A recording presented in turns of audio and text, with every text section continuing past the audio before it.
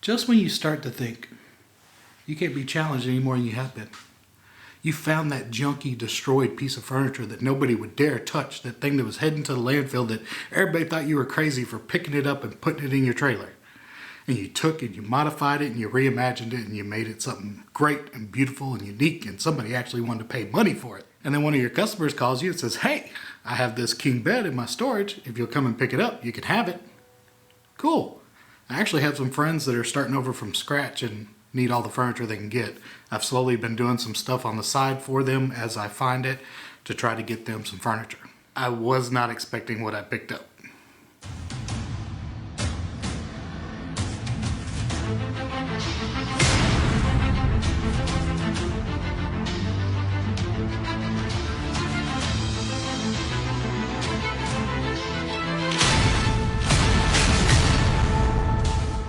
Yeah, this thing took up almost my entire trailer. I was not expecting to pick something like this up when they called me to come pick up a bed. So this appears to be maybe a California King waterbed from the 80s. I don't know. We're gonna figure that out when we get it all set up. My friends that need furniture have a queen size mattress on the floor right now, so we're going to try to chop this down into a queen storage bed. All right, as y'all know, it's December, and it's that time of year that we start thinking about giving. I decided to go ahead and add this video to the Desert DIY Spirit of Giving challenge. It's kind of a ugly duckling challenge that Corey does for Christmas time. I had another video that I was going to put in that playlist of a piece that I already built. I'll still be releasing that video here in December, but I think this one fits that challenge a lot more. I'm not wanting it included in that challenge because I think it's some crazy reveal or a better piece of furniture.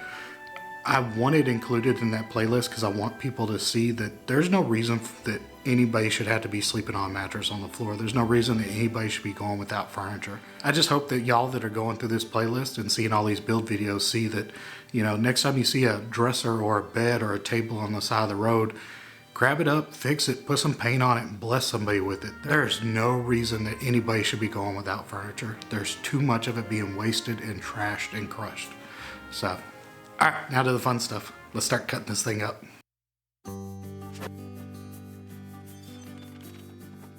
All right, the first thing I'm gonna do is figure out a way to attach these two pieces together. I'm just gonna use this countersink bit, countersink some holes, put some screws through it, and then I will build some brackets or bracing for the backside and do the same thing.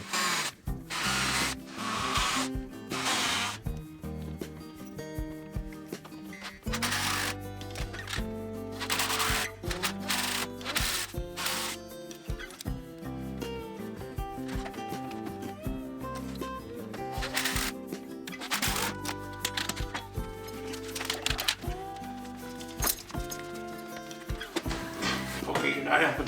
You're not helping.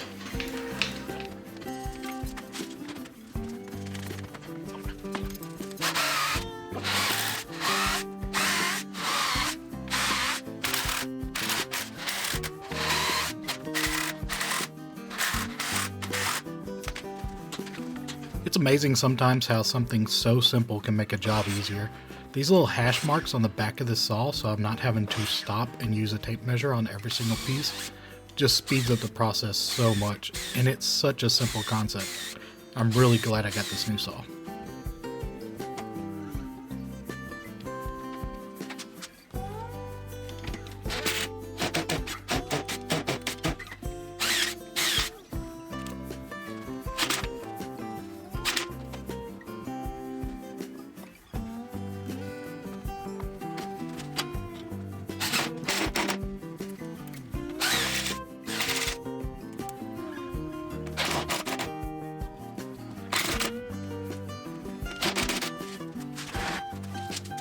Alright, now I'm going to go through and set it up for measurements for a queen size bed so I can start cutting the slats that go in the center.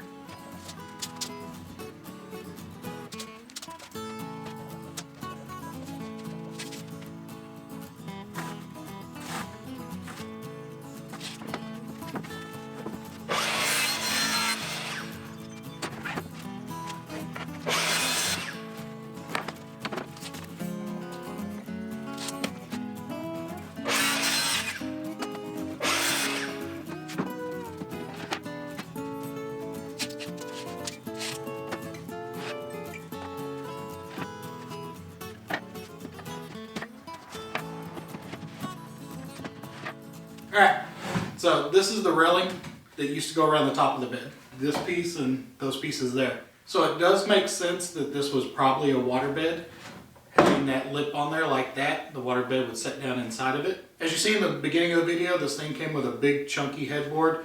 I thought about using it, but it's very outdated and it's massive and it's heavy. So instead, I am thinking of building them kind of a rustic headboard using the railing that used to go around this bed. I'm hoping I can kind of make it curved as it's going up. It'll have a little bit of a modern touch to it, but still very rustic and farmhouse.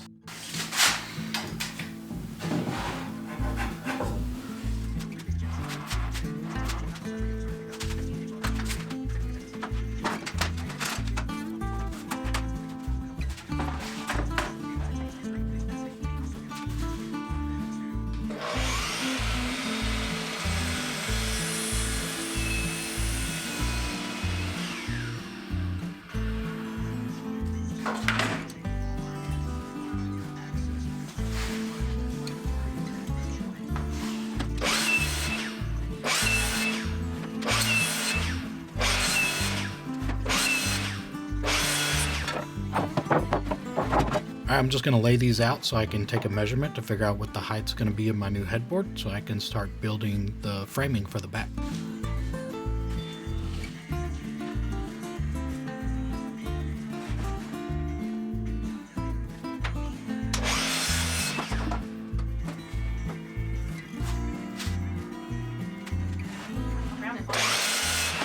Now I'm going to go ahead and mount my framing in place just so I can make sure everything's level and plumb. I won't be leaving the headboard at this height that I'm building it at. Once they send me measurements of how thick the mattress is that they have, I'll raise the headboard up to fit that mattress. But for right now, I'm just going to build it this way because it will make it easier to make sure everything's straight and lined up and level.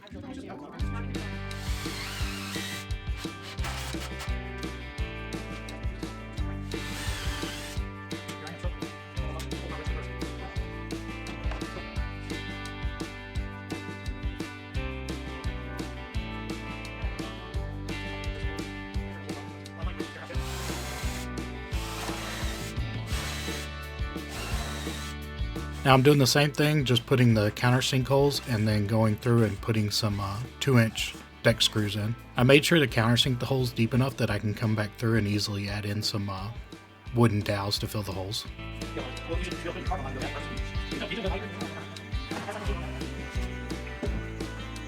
Now I'm just figuring out how I want to get the angle on the back of this headboard. Pretty much just marked where each board stops, and I added a little bit of an angle to the cut, and then a little bit more, and a little bit more, if that makes sense.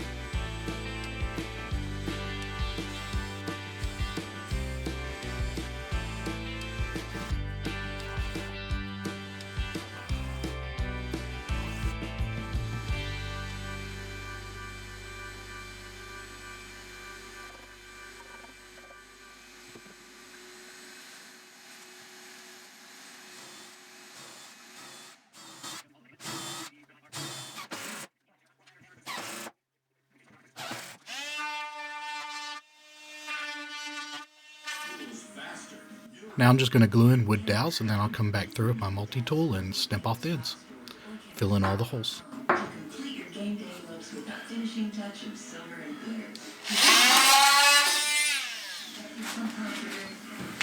Yeah, did you hear that pop?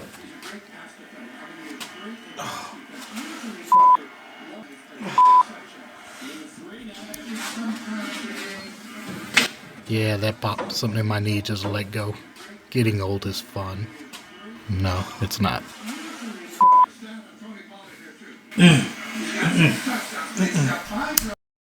So I decided to get my helper.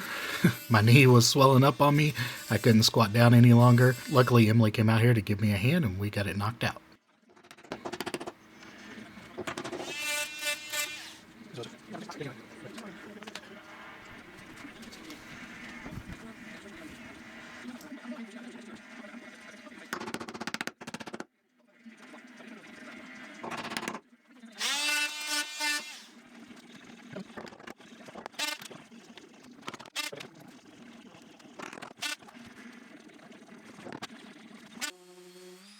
Alright, I'm taking my palm sander with 80 grit, knocking all the high points down. Next, I take 120 grit and go over all my wood dowels, get those flush. I decided to use a carbide scraper to get a bunch of this lacquer off to save on sandpaper. Then I just go through and hit everything with 220 to make sure it's nice and smooth and ready for stain.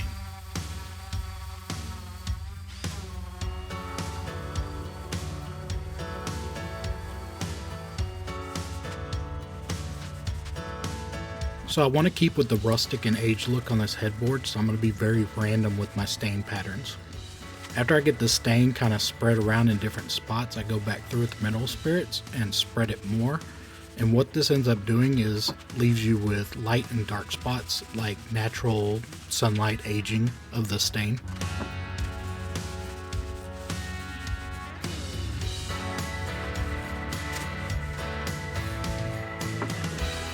Now you can really start to see the dark and light spots starting to show up. Now I'm just going to go through with polyacrylic or water-based poly. It's a semi-gloss, so it'll have a little bit of a sheen, and seal everything up.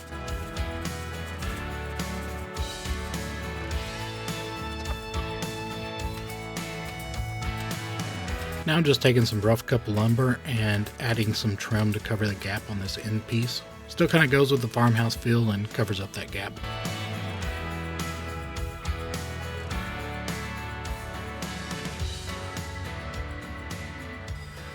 Now I'm just going to go through and scuff everything up with 120 to give it a good surface for the primer to adhere to.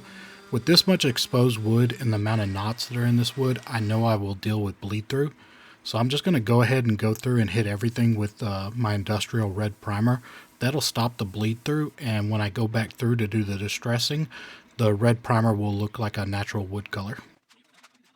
With the queen mattress, I'm going to end up with about 5 inches of overhang. I think the bed originally just was supporting the overhang with the framing that went around the waterbed. So I'm going to go through and add a lip just to support that weight. I don't want anybody sitting on the end of the bed and hearing wood crack or running into any issues. So we'll just go through and add some shelves to it, and it should be fine.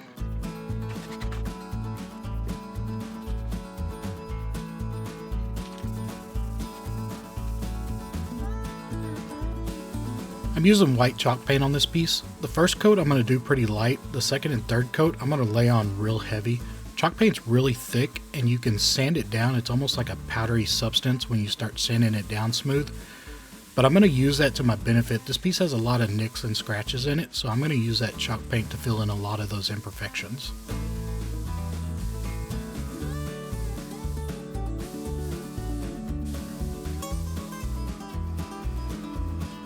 Now I'm just going to go through and distress everything and sand all that chalk paint down smooth. Then next I will seal it in the same semi-gloss polyacrylic that we used on the headboard.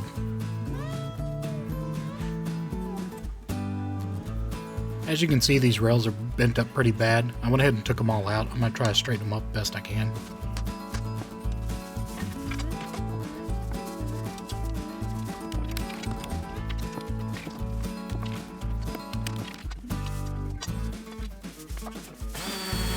Alright, now doing the same thing that I did with the body, I'm just going to take 120 grit, scuff up the drawers, and put them in a red prime.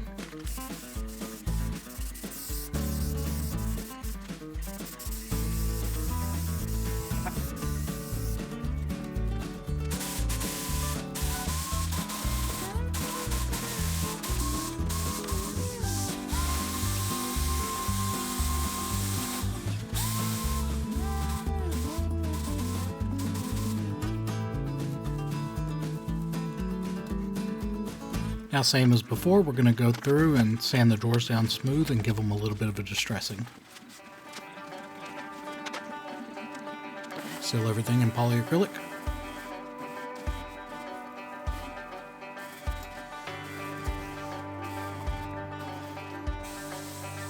So my friends that are getting the bed are of course super excited about it. They actually picked out their own hardware and purchased it off of Amazon. I think these come in a 20 pack. I'll try to find a link for it and put it below.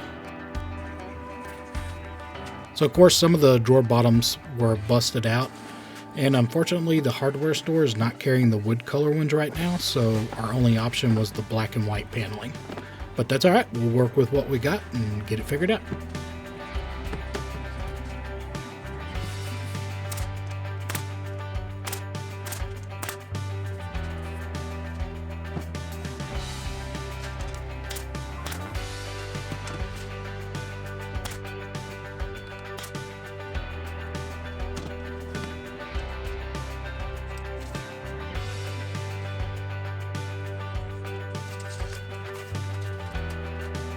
This bed had plastic drawer guides on it, and of course most of them are busted or broken. So we're going to go ahead and replace those. These are like 2 for $2.50 from Home Depot. You can get them in 6 and 8 packs for even a better price if you know which ones you need to order off Amazon. Now at some point somebody went through and replaced the guides with these pieces, which are not great for these rails, and they just stapled them in. So we're going to go ahead and pull those off and replace them anyway.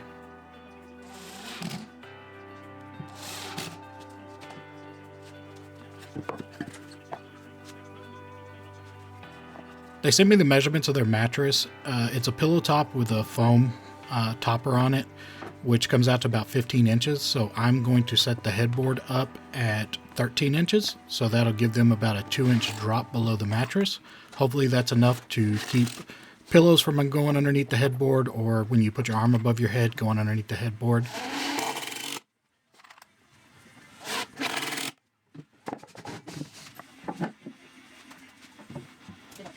I'm setting it up so that if they ever change it or want to do something different, it won't be that complicated to adjust the height of the headboard.